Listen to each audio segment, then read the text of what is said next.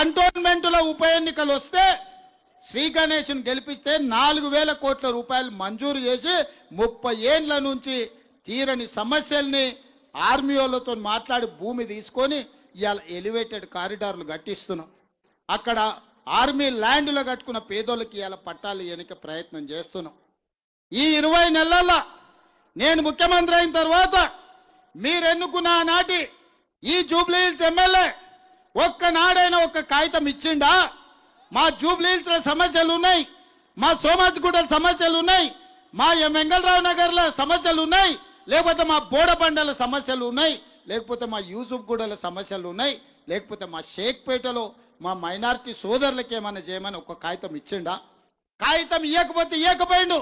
ప్రతిపక్ష నాయకుడిగా ప్రతిపక్ష ఎమ్మెల్యేగా అసెంబ్లీలో ఎన్నడైనా ప్రభుత్వాన్ని అడిగిండా? ఎన్నడైనా ప్రభుత్వాన్ని అసెంబ్లీలో నోరు తెరిచిండా? మరి ఇవాళ ఈ 2 నెలల్లో దాదాపుగా 300 నుంచి 400 కోట్లు ఈ బస్తీలలో ఇవాళ పనులు మంజూరు చేసినాం. పనులు జరుగుతున్నాయి. రేపు భవిష్యత్తులో మీ బస్తీలు బాగుపడాలంటే మీ తరఫున మాట్లాడేటోడు, మీ సమస్యల్ని పరిష్కరించేటోడు, మీ ఇండ్లలో ఉట్టి పెరిగిన బిడ్డ నవీన్ యాదవ్ని ఎమ్మెల్యేగా గెలిపించండి. ఏ చిన్న తప్పిదం చేసినా వాళ్ళు కన్నీళ్లు పెడితే నమ్మకండి. ఇవాళ కన్నీళ్లతోని మనల్ని మోసగించాలనే ప్రయత్నం చేస్తున్నారు. ఇవాళ అవతల పక్క నిలబడ్డ కుటుంబం పట్ల నాకు సానుభూతి ఉంది. వాళ్ళకి ఏదైనా సమస్య ఉంటే పరిష్కరించవచ్చు. కానీ ఇవాళ సెంటిమెంట్ ముసుగులో జూబ్లీహిల్స్ యొక్క డెవలప్మెంట్ను ఆపుకోకండి. ఇవాళ హైదరాబాద్ నగరంలో నాకు సిపాయి కావాలి, నాకు కుడి భుజం కావాలి, నాకు అండగా నిలబట్టోడు కావాలి, మీ సమస్యలు తెలిసినోడు కావాలి. మీ సమస్యలు తెలిసినోడు అసెంబ్లీకి పంపిస్తే ఆ సమస్యలు తెలుసుకొని పరిష్కరించే బాధ్యత నాది. ఇవాళ వాళ్ళు ఒక్కటే మీకు ఇచ్చిన రేషన్ కార్డులు రద్దు చేయాలని, మీరు తింటున్న సన్నబియ్యం నోటికాడి బుక్క గుంజుకోవాలని, మీ 200 యూనిట్లు ఉచిత కరెంటును ఇవాళ రద్దు చేయించాలని, మీ కరెంటు కనెక్షన్ పీకేయాలని, మా ఆడబిడ్డలు బాజాప్తా బస్సులో బరాబర్ తిరుగుతుంటే కడుపు మండి ఇవాళ ఆడబిడ్డలు కూడా అన్యాయం చేయడానికి బయలుదేరారు. ఇవాళ దుర్మార్గులు సొంత ఇంటి ఆడబిడ్డనే ఇవాళ బజార్లో కన్నీటు పెడుతుంటే కనికరం లేని మనుషులు మా అక్కల సమస్య తెలుస్తుందా వాళ్లకు? అందుకే మా ఆడబిడ్డల్ని ఒకటే మాట నేను అడుగుతున్నా, నవీన్ను ఆశీర్వదించండి, ఒక్క అవకాశం ఇవ్వండి. 2014, 2018, 2023 3 సార్లు నవీన్కు అవకాశం రాలే. ఆనాడు అజరుద్దీన్ కు పార్టీ టికెట్ ఇస్తే అండగా నిలబడ్డాడు. అజరుద్దీన్ వెనకాల తోడు ఉండి పార్టీ లైన్లో పనిచేసిండు. అందుకే ఇవాళ అజరుద్దీన్ ఆనాడు ఎమ్మెల్యే గెలిపిస్తే మంత్రి చేస్తా అని చెప్పిన, కానీ అనుకోకుండా ఓడిపోయినా ఇవాళ అజరుద్దీన్ మంత్రిని చేసి మీ ముందరికి తీసుకొచ్చిన. కాంగ్రెస్ పార్టీ మాట ఇస్తే మాట తప్పదు, మడమ తిప్పదు. మీకు ఇచ్చిన మాట ప్రకారం ఈ రోజు అజరుద్దీన్ మంత్రిని చేసి మీ సోమాజిగూడ చౌరస్తకు తీసుకొచ్చి నించోబెట్టిన. మీరు ఒక్క ఓటేస్తే మీకు 2 సేవకులు దొరుకుతారు. ఒకటి నవీన్ యాదవ్ ఎమ్మెల్యేగా, 2 అజరుద్దీన్ మంత్రిగా మీ సమస్యల్ని పరిష్కరిస్తాడు. వీళ్ళే కాదు, మా రాజ్యసభ సభ్యుడు అనిల్ కుమార్ యాదవ్ను కూడా మీకు అండగా నిలబెట్టి మీ సమస్యల్ని పరిష్కరించిపించే బాధ్యత నాది. మా సంగీతమ్మ చిన్నగా వచ్చి షోలో చెప్తుంది, అన్న ఈడ ఎన్టీఆర్ అభిమానులు ఉండ్రు, ఈడ ఎన్టీఆర్ విగ్రహం పెట్టాలని.